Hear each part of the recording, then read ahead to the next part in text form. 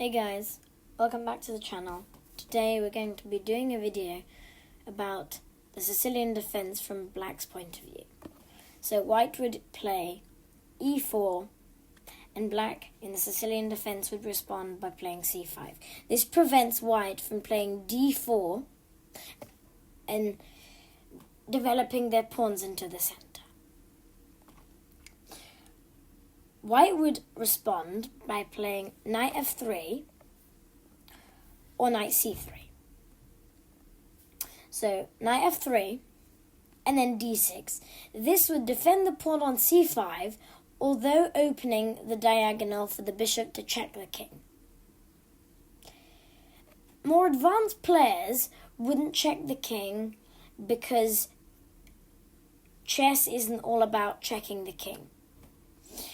So most players would play knight to c3 and Black would usually respond with e6. This developing another pawn and giving space for Black to develop their pieces. So now White would play bishop to b5, checking the king. Black would respond by playing knight to c6, blocking the check. White would not usually take the knight on c6 because the bishop, as I told you in the last video, is better than the knight in this kind of position. So White wouldn't usually take. So after knight c6, White would castle and carry on with developing in the next 5 moves.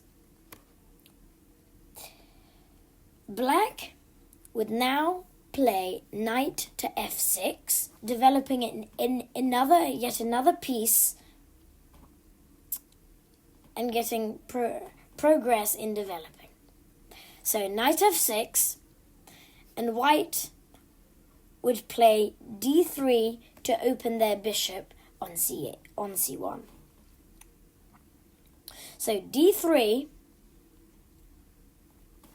and bishop to e7, preparing to castle. Although the bishop might look passive, the Sicilian defense is a very solid and strong opening to play against e4.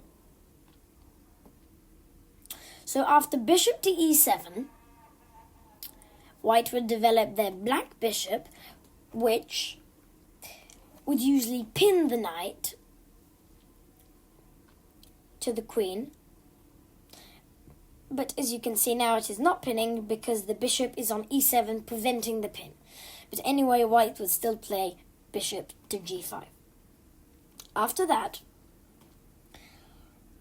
White has two main options to play. They either play bishop to d7, stopping the pin on c6, or they castle.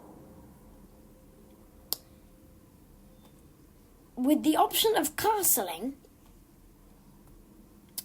after castle, White would now begin their attack. So attacking moves like queen to d2 to try and get the queen on the long diagonal to attack their king, the black king. So after castle, White would begin by playing queen to d2, as I just mentioned, and Black would play a normal move of bishop to d7.